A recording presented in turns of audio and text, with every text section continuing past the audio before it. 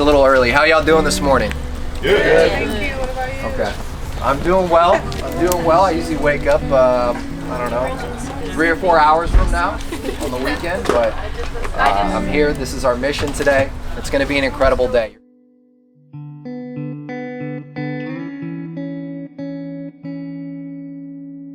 I want to welcome everybody. This is the April water drop, our monthly water drop.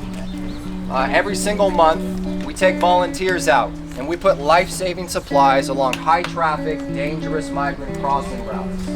We're going to feel blessed today.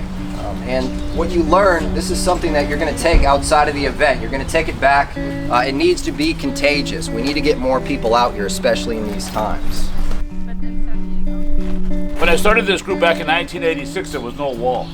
Right now there's a wall. The wall covers a third of the border. A third of the U.S.-Mexican border, which is 2,000 miles, has a wall. The work that you're going to be doing today could be the difference between life and death. Because as we're speaking right now, at this very moment, there's people crossing deserts through Mexico and the United States. There's people crossing oceans. I was in Spain just about 10 days ago. Last year, 5,000 people died crossing from Africa and the Middle East to Europe. 500 here on this border. 2,000 on other international borders, because there's 250 million undocumented people living in a country not their own. 250 million. And for the most part, more than 90% of them, probably closer to 95%, do not have any legal way of coming into the other country. So they cross the only way they can. Most of us have said, oh, I'm dying of thirst.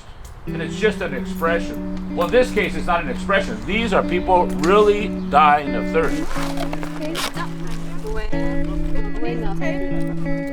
So first, we have to know who's crossing. The majority of those crossing, they are Mexican, Guatemalan, Salvadoran, and Honduran nationals without a high school degree. Why are they crossing?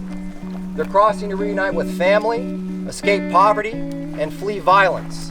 And these details will ultimately determine their legal entry options.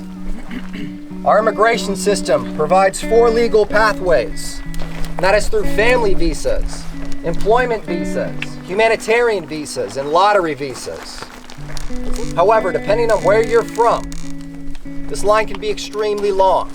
If you are a Mexican unmarried son or daughter and you have a U.S. citizen parent, it'll take you 21 years to get that visa.